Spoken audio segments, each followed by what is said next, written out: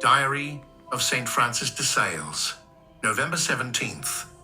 The small crosses of obedience, condescension, and docility in following the will of others, especially that of superiors, are of great value, as demonstrated by the example of the saint we honor today.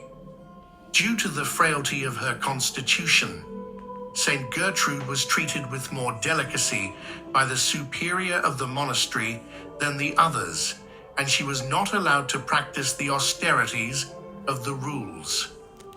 What do you think the nun did to become a saint? Nothing more than submitting to the abbess's will. Even though her desire was to do and suffer more, she never showed it.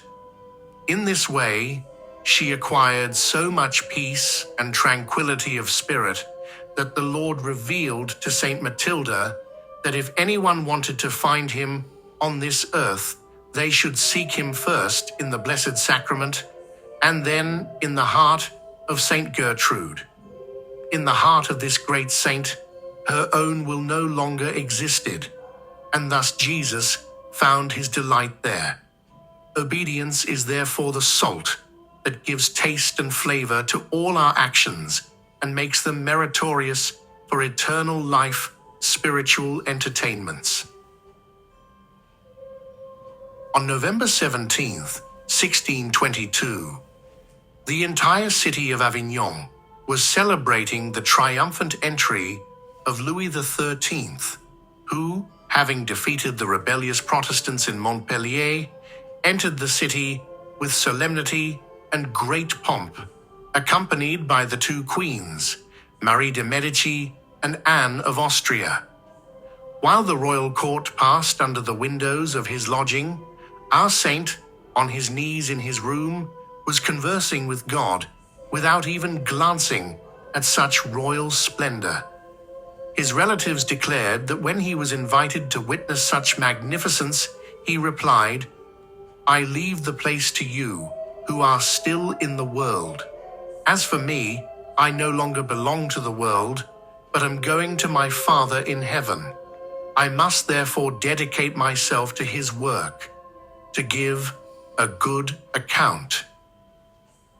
Reflection on November 17th. The reflection for November 17th on the life of Saint Gertrude provides enriching insight into the virtue of obedience and its fundamental role in spiritual life. Despite her desire to practice greater austerities, Saint Gertrude submissively followed her superior's will, finding in this submission profound peace and spiritual stability. Her example teaches us that true holiness is often found in the humble disposition of our own wills and in following the paths that others have laid out for us, especially when they represent God's will. Saint Francis de Sales' attitude on the same day highlights the importance of personal devotion and the priority of the spiritual over the temporal. Despite the glamorous entry of royalty into Avignon, he chose to remain in his room in communion with God, symbolizing his detachment from worldly affairs and his total dedication to his spiritual vocation. His actions challenge us to consider how much we allow temporary distractions to divert us from our deeper purpose and devotional practices. These combined narratives remind us that true glories do not reside in the world's glittering spectacles, but in the quiet obedience and devotion to the divine.